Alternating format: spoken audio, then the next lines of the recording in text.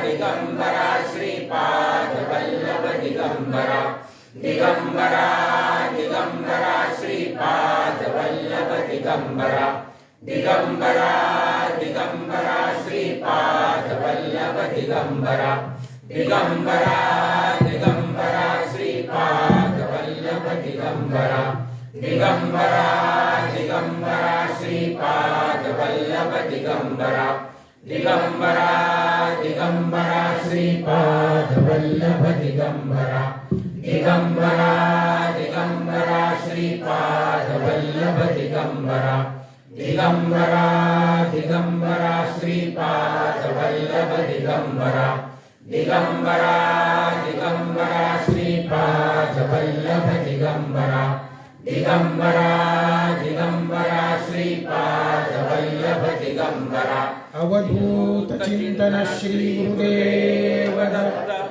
सद्गुरुनाथ महाराज की जय। अमृतेश्वरी माता की जय। कैलासराणा शिवचंद्रमौळी फणींद्रमाथा मुकुटी झळाळी कारुण्य सिंधो भवदुःखहारी तुझवीन शंभो मज कोण तारी सद्गुरुनाथ महाराज की जय।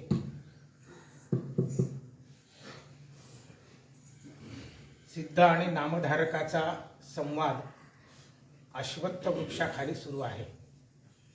नामधारक म्हटले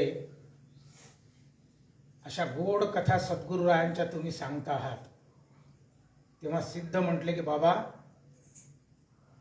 तू माझ्यातला बोध समुद्र जागा केला आहे। सद्गुरुरायांचं गुणगान किती करावं तितकं कठीण आहे, जितकं सोपं तितकं कठीण। आणि म्हणून ते म्हटले की एवढे जे महिमेचे करणे, प्रत्येक शब्दाकडे लक्ष द्या म्हणजे तुमच्या मला जास्त एक्सप्लेन करायची गरज पडणार नाही। एवढे जे महिमेचे करणे ते वाचा बळे वाणुमी कवने, का सूर्याची या अंगा उठणे लागत असे। काय सुंदर शब्द वापरले ज्ञानेश्वरांनी सद्गुरुरायांसाठी। सूर्याला काही उठणं लावता येते का? का सूर्याची या अंगा उठणे लागत असे। केवता कल्पतरूवरी फुलोरा, कल्पतरू असा वृक्ष आहे, पाहिजे ते देण्याचं फळ देण्याचं सामर्थ्य त्याच्यामध्ये आहे, त्याला फुलोरा लागतो का? सद्गुरुरायांचं गुणगान करता येईल का आपल्याला? केवता कल्पतरूवरी फुलोरा कायसेनु पाहुणेरू क्षीरसागरा, क्षीरसागराला पाहुणसार करता येईल का आपल्याला? तो तर पाहिजे ते देण्याचं सामर्थ्य त्याच्यामध्ये आहे। कायसेनु पाहुणेरू क्षीरसागरा आणि कवने वासू कापुरा सुवासू लागे, कापुराला सुवास द्यायचा का वेगळा काही? का कवने वासू कापुरा सुवासू लागे, चंदनाते कायसेनी चर्चावे, चंदनाला उगाळून आणखीन त्याच्यातून काय निघणार आहे का? तो सुगंध आहे। चंदनाते कायसेनी चर्चावे, अमृताते केवुते रांधावे, दह्याला घुसळलं तर नवनीत निघते त्याच्यातून, अमृताला काय घुसळणार त्याच्यातून काय बाहेर काढणार? अमृताते केवुते रांधावे आणि गगनावरी उभवावे घडे केवी। काय सुंदर शब्द सद्गुरुरायांची स्तुती ज्ञानेश्वर माऊलींनी केलेली आहे। तीच स्तुती या ठिकाणी आणि नामकरणी म्हणजे सिद्ध नामधारकाला सांगून राहिलेले आहेत। म्हटले बाबा सद्गुरूची जर कृपा झाली तर काय काय होते रे? तर ते सांगायला लागले की बाबा अरे रेड्याला हात लावल्याबरोबर रेड्याच्या मुखातून वेद बोलवल्या गेले। एक दगडाची मूर्ती आहे नंदी, त्याला पेंढी खाऊ घातलेली आहे। सद्गुरूची जर कृपा झाली तर रेड्याची देवता झालेली आहे। इतकंच काय, माणसं तर अनेक तारण केलेले आहेत, परंतु जर कृपा झाली तर ज्या खांबाला ज्ञानेश्वर माऊली नुसत्या टेकून बसल्यानं त्या खांबाचं देखील मंदिर झालं। म्हणजे दगडाचा देखील देव करण्याचं सामर्थ्य कोणामध्ये आहे? सद्गुरुरायामध्ये आहे। आणि ज्या भिंतीवर ते बसले, जड असणारी भिंती, परंतु आशीर्वाद प्राप्त झाल्याबरोबर त्या भिंतीला देखील चैतन्य प्राप्त झालेलं आहे। आणि म्हणून सद्गुरुरायांची जर कृपा झाली तर ते कसे आहेत? महाकैवल्य आहेत। आरती म्हणतो आपण, आरती ज्ञान राजा महाकैवल्य तेजा।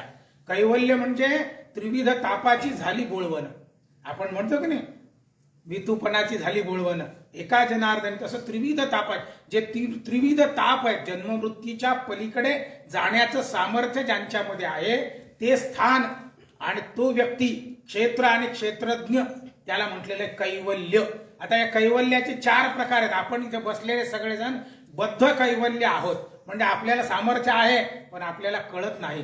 तो पंढरीचा पांडुरंग ते कसे शुद्ध कैवल्य आहे, तो देण्याचं काम करतो. आणि काही संत असे असतात की ज्यांना येता येते जाता येते, मरणाला देखील परत करता येते. जगद्गुरु तुकोबारायांजवळ 3दा यम आला आणि त्यांनी सांगितलं अरे आज नाही गड्या तू नंतर ये, आणि यम परत गेला. आपल्याला नाही करता येणार, ते त्यांना करता येते, त्यांना मुक्त कैवल्य म्हणतात. आणि एक असतात महाकैवल्य, ज्ञानोबा माऊली जे सद्गुरु राय असतात त्यांना महाकैवल्य म्हणतात. म्हणून आरतीमध्ये म्हटलं महाकैवल्य तेजा. हे जे कैवल्य ज्यांच्या ठिकाणी आहे ते सद्गुरु राय. आणि म्हणून सिद्ध नामधारकाला म्हणून राहिले की बाबा अरे सद्गुरु रायांचं काय वर्णन करावं, जे जितकं करावं तितकं कमी आहे, अशा पद्धतीचं वर्णन ते करत असताना सिद्ध नामधारकाला म्हटले की काहो नंतर पुढे काय झालं ते त्रिविक्रम भारती, नंतर ते त्यांनी त्या ठिकाणी भस्म टाकलेला आहे, त्या भस्माचा काही महिमा सांगा ना. त्रिविक्रम भारती असे बसलेले आहेत, सद्गुरुराय वर बसलेले आहेत आणि दोघांची चर्चा सुरू झालेली आहे. हा सिद्ध आणि नामधारकाचा संवाद हा अश्वत्थ वृक्षाखाली सुरू आहे. इकडे नामधारकाला सिद्ध सांगून राहिले बाबा तिकडे संवाद चालू आहे. कुठे? निर्गुण मठामध्ये. कोणाचा संवाद चालू आहे तर त्या ठिकाणी सद्गुरुराय म्हणजे साक्षात नृसिंह सरस्वती आणि त्रिविक्रम भारतीशी चर्चा करून राहिलेले आहेत. त्रिविक्रम भारती म्हटले का हो तुम्ही भस्म टाकल्याबरोबर त्याला सर्व ज्ञान प्राप्त झालेलं आहे, त्याची पंडा बुद्धी जागृत झालेली आहे, त्याच्या शरीरातले सर्व चक्र फिरायला लागले, कशी काय गंमत झाली. तेव्हा सद्गुरु राय सांगितलं बाबा जो कोणी भस्म धारण करतो ना त्याच्यावर कळी काळाची कृपा असते, म्हणजे भगवान शंकर साक्षात समोर उभे राहतात, मरण देखील परत करता येते, ऐहिक सुख आणि पारलौकिक सुख प्राप्त होतात जो नित्य नियमाने भस्म धारण करतो. म्हटले का काही याची कथा आहे का? म्हटलं आहे. तेव्हा नृसिंह सरस्वती आता त्रिविक्रम भारतीला आणि कथा सांगून राहिलेले आहेत.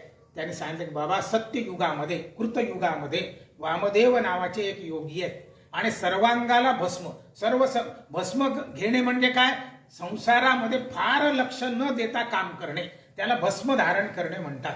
म्हणजे पूर्ण सर्वसंग परित्याग, पण कसं आहे त्यामध्ये परंतु आहे असून नसणे त्याला म्हणतात भस्म धारण करणे. आहे त्याच्यामध्ये परंतु नाही, आणि म्हणून त्या ठिकाणी त्यांनी भस्म धारण केलं आणि पृथ्वीवर ते फिरत आहेत सर्वसंग परित्यागाने. आणि फिरत असताना असेच एकदा जंगलामध्ये गेले, त्यांच्या सर्वांगावर भस्म आहे आणि ते जंगलावर गेले असताना त्या जंगलामध्ये एक अक्राळ विक्राळ पूर्वसंचितानी ज्याला भोगण्यासाठी आलेला आहे असा राक्षस त्या ठिकाणी आलेला आहे. आणि त्याने वामदेवाला पाहिलं आणि अतिशय आनंदित झाला आणि सांगितलं की आज सुंदर असा मला नाश्ता मिळणार आहे, जेवण मिळणार आहे, आता हे आलेला याला आता खाऊन घेऊ. आणि म्हणून वामदेव समोर चाललेला तो राक्षस प्रकट झाला त्यांच्या समोर आणि त्यांना असं भेटलं, धरलं त्यांना खाण्यासाठी. आणि धरल्याबरोबर यांच्या अंगावरचं भस्म आणि त्या राक्षसाला लागलेला आहे आणि त्या भस्माच्या योगाने त्याला त्याचे पूर्वजन्म आठवायला लागलेले आहेत. तो कोण कोण होता, श्वान सुकर वगैरे सगळे त्याचे जन्म आठवले. आणि आठवल्यानंतर त्याला लक्षात आलं की अरे बापरे मी कोण होतो, मी कोणती पाप केले म्हणून राक्षस झालो, पण आता हे वामदेव गुरुराया तुम्ही मला उद्धार करा. तेव्हा त्याने सांगितलं बाबा उद्धार करतो, पण मला अशा का अवस्था झाली, अशी मागचं का आठवलं. तेव्हा वामदेव म्हटले की बाबा माझ्या अंगावरचं थोडं भस्म तुला लागलेलं आहे आणि या भस्माच्या योगाने तुला आणि या ठिकाणी तुझे पूर्वजन्म आठवलेले आहेत. तेव्हा त्या राक्षसाने दंडवत आणि या वामदेव योगी महाराजांना घातलेला आहे आणि मग वामदेवाने त्याला मुक्ती दिलेली आहे. मुक्ती दिल्यानंतर आता वामदेवाला हा राक्षस प्रश्न करून राहिला की का हो त्या भस्माचा महिमा तुम्ही या ठिकाणी मला दाखवला चमत्कार, पण असं कधी झालेलं आहे का आधी. त्याने सांगितलं की हो बाबा झालेलं आहे. आता वामदेव त्या राक्षसाला कथा सांगून राहिलेली आहे. आपल्याला जागेवर येण्यासाठी पुन्हा सांगतो. कथा कुठे सुरू आहे, अश्वत्थ वृक्षाखाली सिद्ध नामधारकाला सांगून राहिले की बाबा निर्गुण मठामध्ये भगवान नृसिंह सरस्वती त्रिविक्रम भारतीला भस्माचा महिमा सांगून राहिलेले आहेत. तो भस्माचा महिमा सांगत असताना भगवान नृसिंह सरस्वती त्रिविक्रम भारतीला सांगतात की बाबा त्या जंगलामध्ये आता वामदेव नावाचे योगी त्या राक्षसाला आणि एक कथा सांगून राहिलेली आहे. काय कथा सांगून राहिले बाबा? पूर्वी द्रविड नावाच्या देशामध्ये एक गृहस्थ राहत होता. तो अत्यंत पापी आणि कपटी होता. रोज चोरी करायची आणि त्या चोरीच्या द्रव्याने आपला उदरनिर्वाह करायचा. जो कोणता त्याची घरची शेती वगैरे न करता लोकांना त्रास देणे, लोकांना लुटणे, कधी कधी लोकांना मारून टाकणे, अशी त्याची पाप त्रस्त झाली जनता. अशी अनेकांना त्रस्त होतात, आताही असतात असे लोक.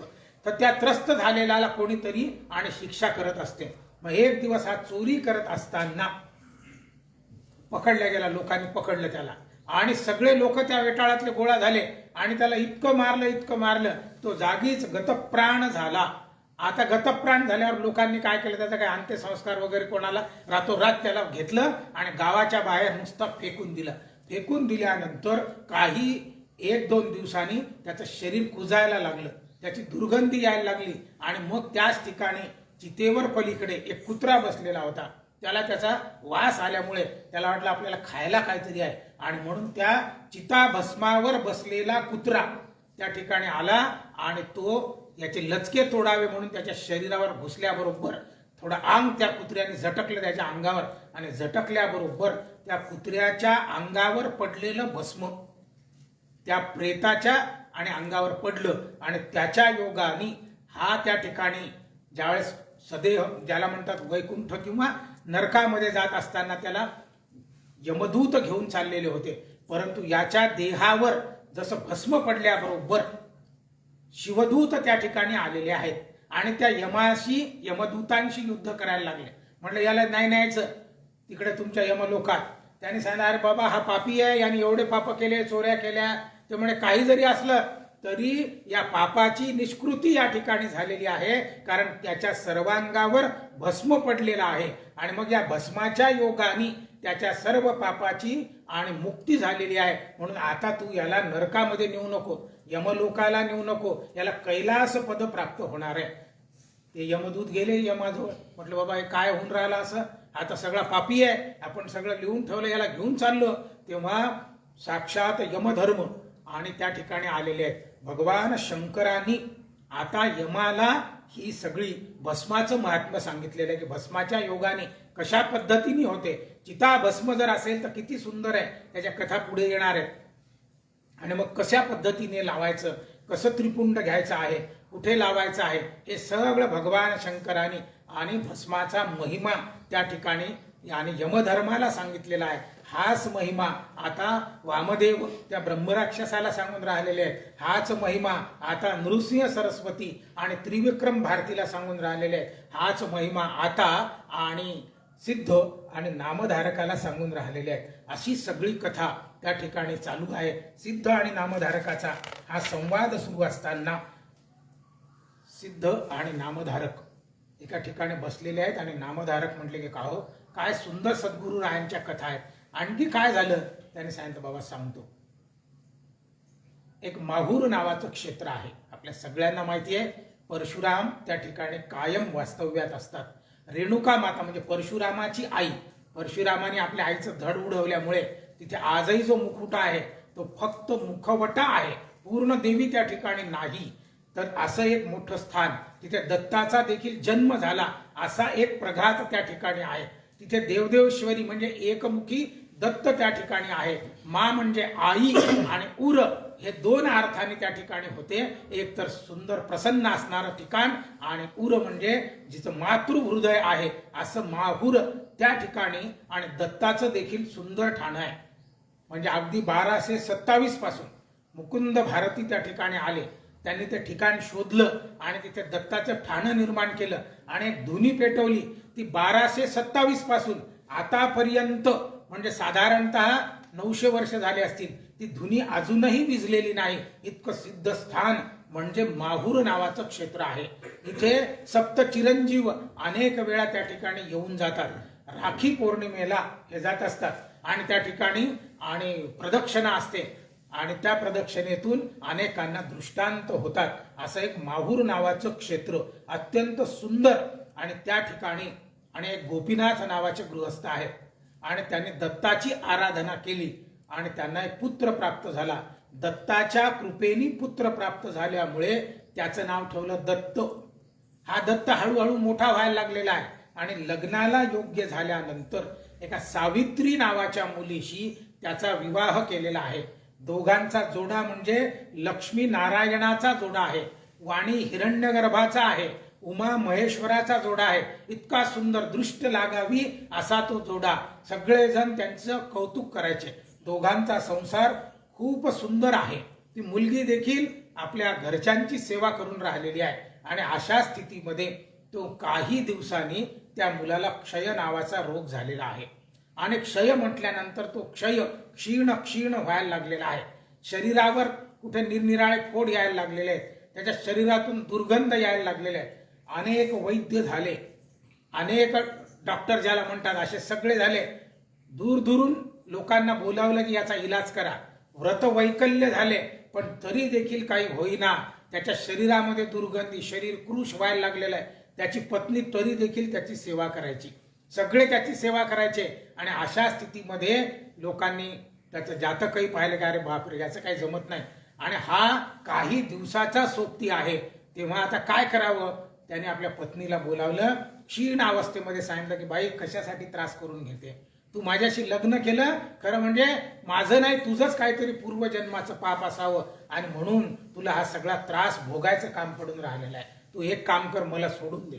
दुसरं लग्न जर करायचं असेल तरी देखील माझी परवानगी आहे, तू गेली तरी चालेल.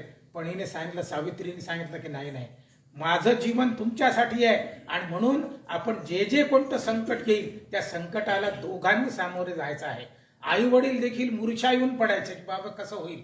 आणि मग कोणीतरी सांगितलं की एक काम करा, आता हे सगळं याचं संपुष्टात येणारच आहे. असे कोणी जर सिद्ध योगी असतील, त्यांचा जर कृपा आशीर्वाद प्राप्त झाला तर याचा जो व्याधी आहे, याचे जे रोग आहेत ते नष्ट होऊ शकतात. तर काहीतरी एखादे सद्गुरू पहा. आणि मग त्या काळामध्ये कीर्ती कोणाची होती तर गाणगापूर क्षेत्रामध्ये नृसिंह सरस्वती नावाचे सिद्ध योगी आहेत, त्यांच्याकडे आपण गेलं पाहिजे. मग हिने आपल्या सासू सासऱ्याकडे, आई वडिलांकडे हट्ट धरला की मी यांना घेऊन जातो. सगळे म्हटले आम्ही पण सोबत येतो. त्यांनी सांगितलं अहो तुमचे वय झालेले आहेत, मी घेऊन जातो. आणि मग त्यांनी थोडीशी, ज्याला आपण गाडी बैलगाडी तयार केली, त्याच्यामध्ये यांना ठेवलं, स्वतः देखील बसली. 1-2 जण गावातले सोबत घेतले आणि हे हळूहळू मजल दर मजल करत करत आणि गाणगापूर क्षेत्रापर्यंत पोहोचलेली आहे.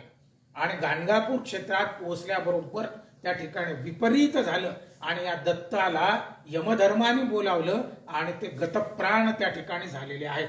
तिने त्याला हात लावून पाहिलं तर अरे बापरे, हे तर गेले वाटते. आक्रोश करायला लागलेली आहे, जमिनीवर डोकं आपटायला लागलेली आहे, ऊर बडवून घ्यायला लागलेली आहे. लोकांनी देखील पाहिलं की बापरे, इतकी सुंदर ही मुलगी आहे आणि हिला एवढ्या लहान वयामध्ये अशा पद्धतीचं वैधव्य आलेलं आहे आणि हिचा पती आपल्या देखत गतप्राण झालेला आहे.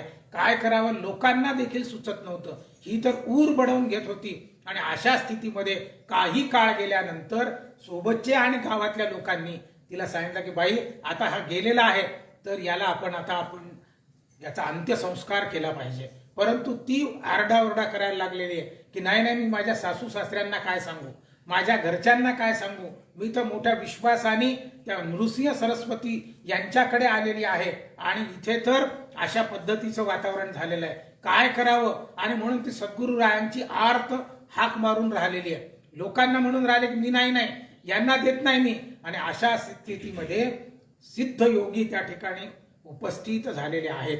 त्यांनी व्याघ्र चर्म पांघरून केलेला आहे, हातामध्ये त्रिशूल आहे आणि ते तिला उपदेश करायला लागले की बाई, अगं जर जन्माला आला तो मरणारच आहे आणि अशा स्थितीत आता तू आनंदाने यांच्यासोबत सती गेलं पाहिजे.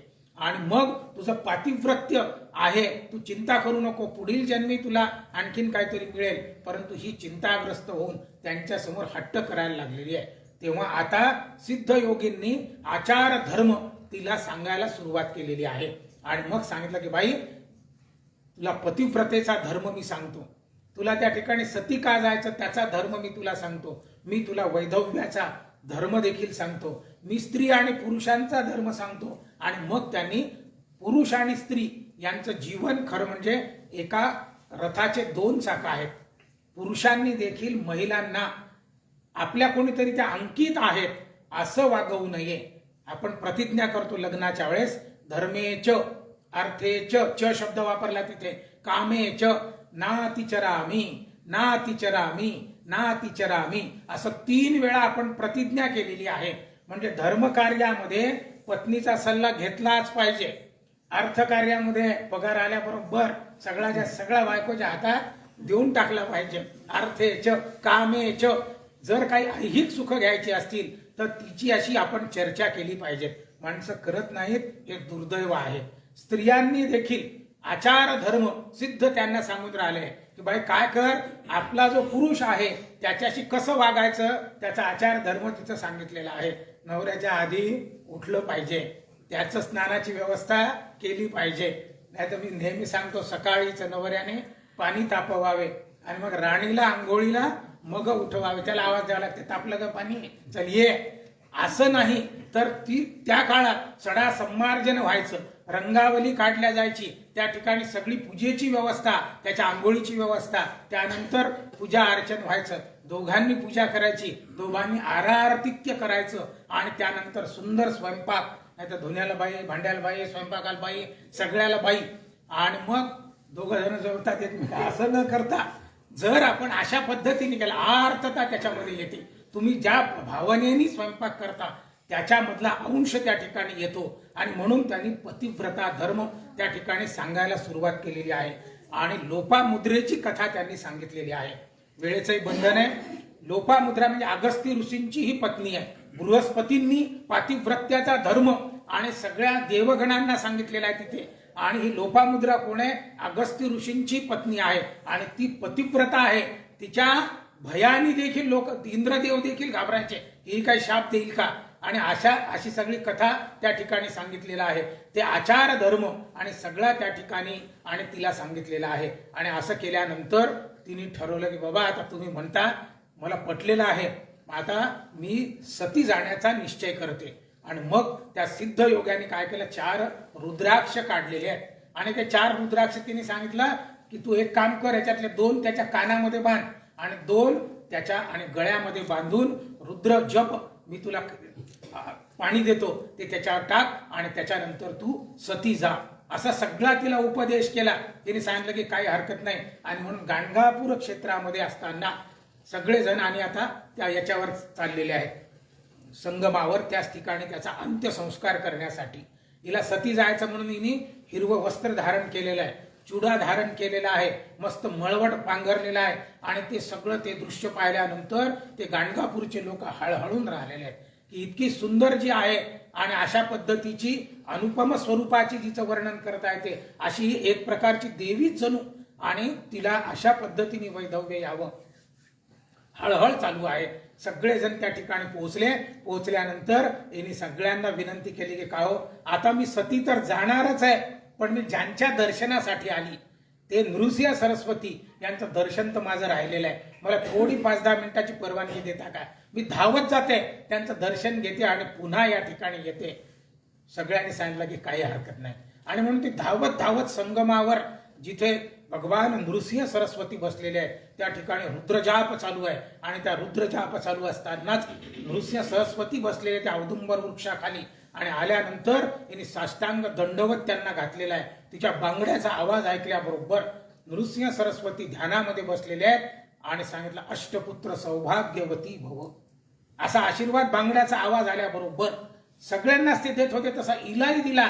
तेव्हा लोकांनी सावध केलं गुरूंना, अहो ही सती जाण्यासाठी आलेली आहे, हिचा पती गतप्राण झालेला आहे आणि आता अंत्यसंस्काराची वेळ जवळ आलेली आहे आणि तुम्ही म्हटले अष्टपुत्र सौभाग्यवती भव. त्यांनी सांगितलं, बाबा आता हे माझ्या तोंडातून वाक्य गेलेलं आहे. काय झालं? म्हटलं बा अशी अशी घटना झाली. कुठे आहे ते प्रेत? म्हटलं पलीकडे आहे काठावर. म्हणे आणा त्याला. आणि मग सगळ्यांनी काय केलं, आता सद्गुरुराय सांगतात म्हणून ते सगळं प्रेत त्या ठिकाणी आणलेलं, तिरडी सगट सद्गुरुराय वर बसलेले आहे आणि ते प्रेत तिथे ठेवलं. सांगितलं त्याच्यात सुतळ्या वगैरे सगळं सोडून टाका. सगळं त्या ठिकाणी सोडलं आणि हिला सांगितलं तो रुद्रजाप चालू आहे, त्या रुद्रजापातलं पाणी घेतलं आणि सद्गुरुरायांनी हिच्या अंगावर शिंपडलं आणि त्या प्रेताच्या अंगावर शिंपडता क्षणी त्या ठिकाणी आणि ते प्रेत उठून उभं राहिलेलं आहे आणि पाहायला बापरे कसं काय झालं आणि त्याला दिव्य कांती त्या ठिकाणी प्राप्त झाली. सर्वत्र सद्गुरुरायांचा जय जयकार सुरू झालेला आहे. आणि अशा स्थितीमध्ये एकाने प्रश्न केला की का हो विधात्याने जर याचं मरण या ठिकाणी लिहिलेलं आहे तर तुम्ही सृष्टीच्या नियमाच्या पलीकडे कसे गेले, याला उठवलं कसं? तेव्हा सद्गुरुरायाने सांगितलं बाबा मी सृष्टीच्या पलीकडे नाही गेलो, मी हिशोब कायम ठेवलेला आहे. याच्या पुढच्या जन्मातले 30 वर्ष मी आता या जन्मात मागून घेतलेले आहे, तो विड्रॉल पलीकडचा झालेला आहे. पलीकडे त्याचा पुढचा जन्म जेव्हा होईल तेव्हा त्याचे 30 वर्ष त्याच्यातले कमी होणार. परंतु हे गुरुचं वाक्य असल्यामुळे, गुरुवाक्य हे वाक्य सिद्धी असल्यामुळे त्या ठिकाणी आता याला मी उठवून बसवलेला आहे. सर्वांनी जय जयकार केला. रुद्र जाप त्या ठिकाणी चाललेला होता. त्या रुद्राचं तीर्थ सगळ्यांनी घेतलं आणि हे प्रत्येक जण त्यानंतर मग आणि मठामध्ये, निर्गुण मठामध्ये गेलेले आहेत. सिद्ध नामधारकाचा हा संवाद त्या ठिकाणी सुरू आहे. सिद्ध नामधारकाला म्हटलं की बाबा आणखी तुला सांगतो पुढे काय झालंय. सगळी मंडळी निर्गुण मठामध्ये आलेली आहे. दत्त आणि सावित्री हे जे माहूरवरून इथे आले, जीवनदान त्यांना भेटलेलं आहे. तेव्हा सावित्री म्हटले की का हो एक सिद्धयोगी मला भेटले होते, त्याने मला रुद्राक्ष दिले, त्याने त्या ठिकाणी रुद्रजाप त्याचं सिंचन आमच्यावर केलं. काय हे काय महिमा आहे, ते कोण होतं? सद्गुरु राय म्हटले की ते जे सिद्ध तुला भेटले ते मीच आहे आणि ते रुद्राक्ष मी तुला मुद्दाम दिलेले आहे. तेव्हा सावित्री म्हटले की का हो त्या रुद्राक्षाचा काय महिमा आहे? त्यांनी सांगितलं आहे ना महिमा आहे. रुद्राक्ष जो धारण करतो तो या पदामध्ये ऐहिक सुख तर भोगतोच, परंतु शिवलोकाला जातो. रुद्राक्षापासून अपमृत्यू टळतात. रुद्राक्ष धारण जर केला तर अनेक व्याधी नष्ट होतात. रुद्राक्ष जर धारण केला तर येणारी संकट नष्ट होतात आणि मनातल्या इच्छा ज्या आहेत त्या पूर्ण होऊ शकतात. आणि म्हणून रुद्राक्ष धारण केला पाहिजे. मग त्यांनी सांगितलं का हो कसा धारण केला पाहिजे? त्यांनी सांगितलं कंठी आपल्या 32 धारण केले पाहिजे, मस्तकाभोवती 24 धारण केले पाहिजे, आपल्या हातामध्ये 6 केले पाहिजे आणि असेल तर शिखा तिला 1 धारण केला पाहिजे. रुद्राक्षाचे अनेक प्रकार, पंचमुखी आहेत, षटमुखी आहेत, अष्टमुखी आहेत, 11 मुखी आहेत, 14 मुखी आहेत, असे एकमुखी आहेत. असे रुद्राक्षाचे अनेक प्रकार त्यांनी सांगायला सुरुवात केली. तेव्हा ते म्हटले की का हो या रुद्राक्षाचं पूर्वी काही महत्व? त्यांनी सांगितलं आहे ना. आता नृसिंह सरस्वती कथा सांगून राहिलेली आहे त्या दत्त आणि सावित्रीला. सांगितलं बाई काश्मीर देशामध्ये पूर्वी आणि भद्रसेन नावाचा राजा होता. त्या राजाला एक सुधर्मा नावाचा मुलगा आणि त्याचा जो मंत्री होता राजाचा त्याच्या मुलाचं नाव आहे तारक. आता हे मुलं मोठे व्हायला लागले, राजाची मुलं. राजाला असं वाटलं की या मुलांनी युद्ध कौशल्य शिकावं, या मुलांनी काहीतरी आणखीन वेगळं शिकावं, राज्य कसं करावं, राज्यशास्त्र यांनी शिकलं पाहिजे. परंतु ही दोन्हीही मुलं युद्ध करायचे नाही, काही आणखी दुसरं काही शिकायचं नाही, हे फक्त रुद्रजाप करायचे, रुद्राक्ष माळा गळ्यामध्ये घालायचे, भस्म धारण करायचे आणि आराधना शंकराची करायचे.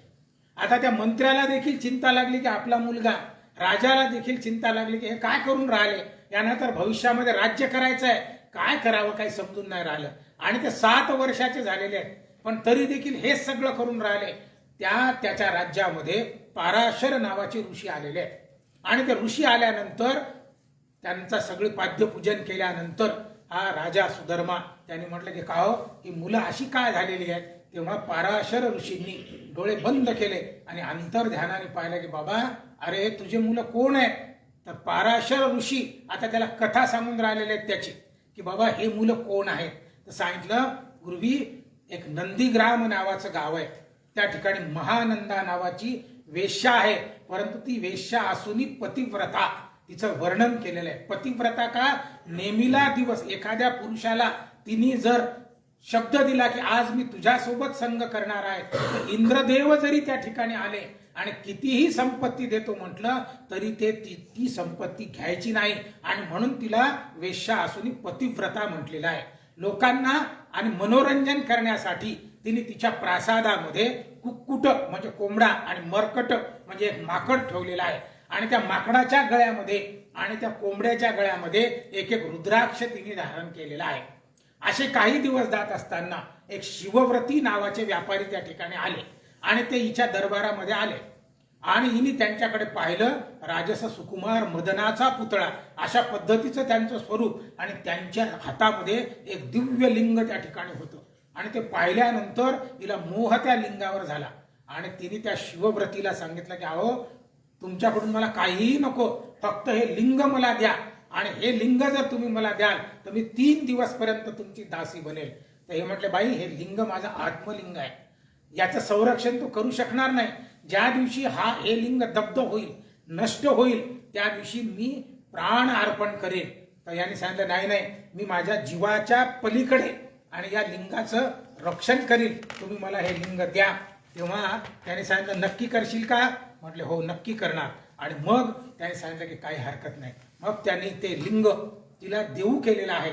तिने ते लिंग आपल्या आणि देवघरामध्ये ठेवलेलं आहे. शिवव्रती त्याच ठिकाणी राहिलेले आहे आणि परीक्षा पाहण्यासाठी शिवव्रतींनी तो सगळा तिचा प्रासाद पेटवून दिलेला आहे. अग्नी त्या ठिकाणी लागलेला आहे, भराभर ते जळायला लागलेलं आहे. लोक विझवण्याचा प्रयत्न करून राहिलेले आहे. हे कुक्कुट आणि मरकट शिवलीलामृतामध्ये सोडून दिले असा उल्लेख आहे आणि इथे ते त्याच ठिकाणी गतप्राण झाले असा उल्लेख आहे. आणि ते लिंग देखील दग्ध त्या ठिकाणी झालं.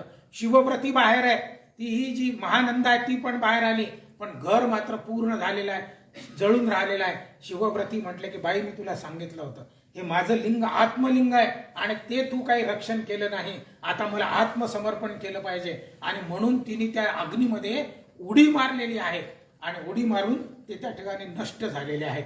आता ही जी महानंदा आहे, पतिव्रता का म्हटलेलं, तिने 3 दिवसपर्यंत त्यांच्या सोबत राहायचं ठरवलं होतं आणि पहिल्याच दिवशी तिचा पती मानलेला म्हणू आपण तो दग्ध झालेला आहे. आता मी पण सती गेलं पाहिजे म्हणून तिने काय केलं, सती जाण्याची तयारी केली. त्या ठिकाणी पूर्ण चिता पेटवलेली आहे, गावातली मंडळी आलेली आहेत सगळी आणि तिला समजावून सांगायला लागले की तुला कशाची सती वगैरे, परंतु म्हटली नाही, मी ठरवून दिलेला आहे. आणि मग ती चिता पेटवली आणि हिने उडी त्याच्यामध्ये मारल्याबरोबर चमत्कार झाला. त्या चितेतून शिवव्रती बाहेर आलेले आहे आणि ते शिवस्वरूपामध्ये आले आणि तिला उचललं असं आणि बाहेर ठेवलं. बाई, मी तुझी परीक्षा पाहण्यासाठी आलेला आहे, कारण तू पतिव्रता स्त्री आहे आणि मग अशा स्थितीमध्ये तू खरंच पतिव्रता आहे का, ही तुझी परीक्षा पाहण्यासाठी मी आलो आणि तू परीक्षेमध्ये उत्तीर्ण झालेली आहे, तुला काय पाहिजे?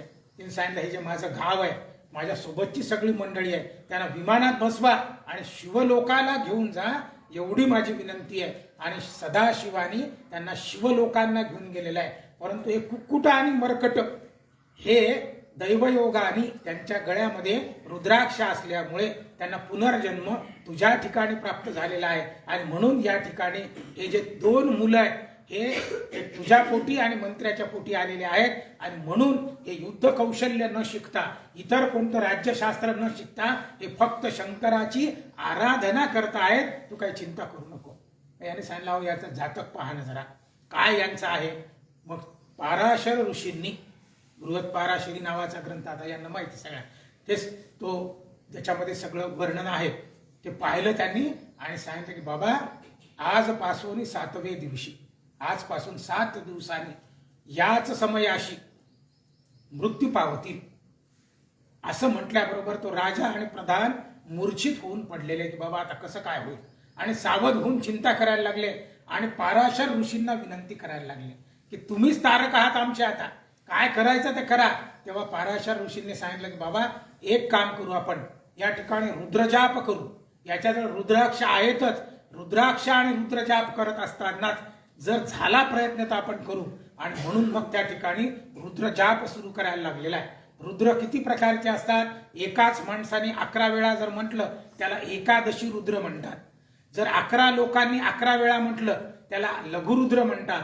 असे लघुरुद्र 11 वेळा झाले तर त्याला महारुद्र म्हणतात. असे महारुद्र 11 वेळा झाले तर त्याला अतिरुद्र म्हणतात. आणि असे 11 अतिरुद्र म्हणजे त्याला अतिरुद्र म्हणतात. असे सगळे त्या ठिकाणी रुद्र करायला सुरुवात केलेली आहे. परिसरातले सगळे रुद्राचे जाणकार प्रचंड संख्येने त्या ठिकाणी आलेले आहेत आणि रुद्राक्ष ठेवून शंकराच्या पिंडीवर, आणि रुद्र साक्षात पाराशर ऋषी त्यांच्या आणि आचार्यत्वाखाली त्या ठिकाणी सुरू आहे. नमस्ते रुद्रमन्यव हुतोत ईशवे नमः बाहुभ्यामुतते नमः याते रुद्र शिवा तनु रघोरा पापकाशिनी तया नस्तन्वा शंतमया गिरिशंता भिचाकशी ही असा रुद्रपाठ सुरू झालेला आहे. एकाचमे तिसरचमे पंचचमे सप्तचमे अशा पद्धतीचा नमक आणि चमक सुरू झालेला आहे. सद्यो जातम प्रपद्यामी सद्यो जाताय वै नमो नमः भवे भवे नाति भवे भवस्वमां भवोद्भवाय नमः वामदेवाय नमो ज्येष्ठाय नमो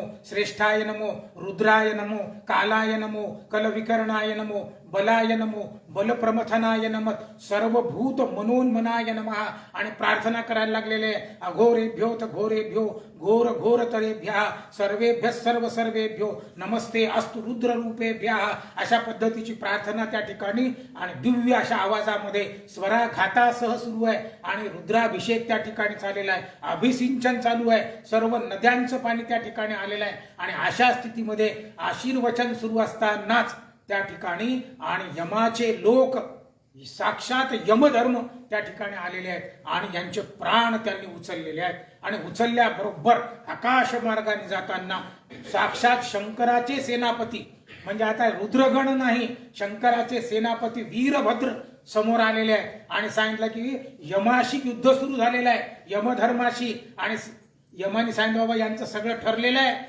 साक्षात ब्रह्मदेवाने लिहिलेलं लिखित या ठिकाणी मला नेलं पाहिजे. यांनी सांगितलं जो कोणी रुद्रजापाचं पाणी ज्याच्यावर अभिसिंचन होते त्याला नेता येणार नाही तुला. आणि मग युद्ध झालेलं आहे यमधर्मामध्ये आणि वीरभद्रामध्ये आणि मग यमाने सांगितलं की बाबा आता मी तुझ्या समोर जिंकू शकत नाही कारण तू रुद्राचा सेनापती आहे. आणि मग शंकराने सांगितलं बाबा कशासाठी नेतो तुला आधीच सांगितलं मी जे कोणी रुद्राक्ष धारण करतात त्यांना अपमृत्यू नाही. जे कोणी रोज आणि रुद्राचं पाणी तीर्थ ग्रहण करतात त्यांना देखील ऊर्जा त्या ठिकाणी प्राप्त होते. अकाल मृत्यू हरणम सर्व व्याधी विनाशनम सूर्यपादोदकम तीर्थम रुद्रपादोदकम तीर्थम जठरे धारयाम्यम. अकाल मृत्यू त्या ठिकाणी येणार नाही आणि ते रुद्राचं पाणी यांच्यावर सिंचन झालेलं आहे आणि सिंचन झाल्याबरोबर त्या प्राण वापस आलेले आहेत. दोन्ही मुलं त्या ठिकाणी उठून बसलेले आहेत. भगवान पाराशर ऋषी समोर आहेत. मंत्राक्षरा हातामध्ये घेतलेल्या आहेत. ज्या ज्या ठिकाणी अशा पद्धतीचे रुद्रजाप होतात ज्या ज्या ठिकाणी गुरुचरित्राचं पारायण होते आणि तिथलं जे तीर्थ सिंचन होते त्या तीर्थाच्या सिंचनातून पापाची निष्कृती होते अपमृत्यू टळतो आणि ज्या कोणत्या अरिष्ट शक्ती असतील अवदसा आणि अवकाळा ह्या देखील नष्ट होतात.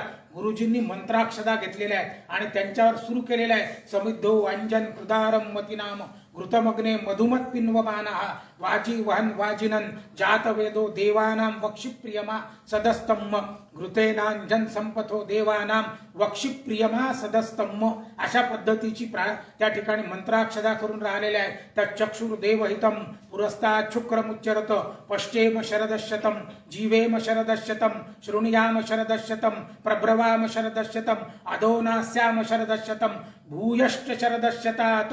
आणि त्या ठिकाणी मंत्राक्षदा त्याच्या शरीरावर सोडायला केले दोघांच्या. शतमानं भवती शतायुः दीर्घमायु धान्यम धनम बहुपुत्र लाभम शतसंवत्सरम दीर्घमायुः अशा अक्षदा त्या ठिकाणी टाकल्या. सगळ्यांनी तथास्तु म्हटलेलं आहे आणि ते दिव्य बालक दोन्ही त्या ठिकाणी उठून उभे राहिलेले आहे. रुद्राचा महिमा अशा पद्धतीने त्या ठिकाणी आणि नृसिंह सरस्वतींनी आणि दत्त आणि त्यांना सांगितलेलं आहे आणि सांगितलं ते जे रुद्राक्ष मी तुला दिलेले आहे त्या रुद्राक्षाच्या योगाने तुम्हाला दिव्य कांती प्राप्त झालेली आहे. सर्व रोग त्या ठिकाणी सर्व व्याधी त्या ठिकाणी नष्ट झालेले आहेत. असा संवाद आणि निर्गुण मठामध्ये चालू आहे. अश्वत्थ वृक्षाखाली सिद्ध नामधारकाला ही सगळी कथा सांगून राहिलेली आहे. त्या दोघांमध्ये अत्यंत अशी आर्त भावना बोधयंत परस्परम भावना तयार झालेली आहे. त्यांनी सांगितलं अहो आणखी कथा मला ऐकण्याची इच्छा आहे. खूप गोड कथा सद्गुरुरायांच्या आहे. या कथेच्या योगाने मला प्रसन्न अशा पद्धतीचं बोधामृत प्राप्त होऊन राहिलेलं आहे. प्रसन्न मला वाटते आहे. तेव्हा तुम्ही एक काम करा मला आणखी काही कथा सांगा. तेव्हा सिद्ध नामधारकाला म्हणाले की बाबा 7:15 झालेले आहेत. आजची कथा याच ठिकाणी आपण थांबवू. आणि सद्गुरुरायांच्या अनेक कथा आहेत. तो कथेचा सागर आहे हा वेदार्थ सागरू. जया निद्रिताचा गुरु तो स्वये सर्वेश्वरू प्रत्यक्ष अनुवादिला असा हा प्रत्यक्ष अनुवाद सिद्ध नामधारकाला सांगून राहिलेले आहेत. परंतु म्हटले बाबा आजच्या दिवस याच ठिकाणी थांबू, उद्या आपण आणि सद्गुरुरायांचं गुणगान अशाच पद्धतीने करू. तुर्तास आपण सद्गुरुरायांचं आणि गुणगान गजर या ठिकाणी करू. सद्गुरुनाथ महाराज की जय. अवधूत चिंतन श्री गुरुदेव दत्त.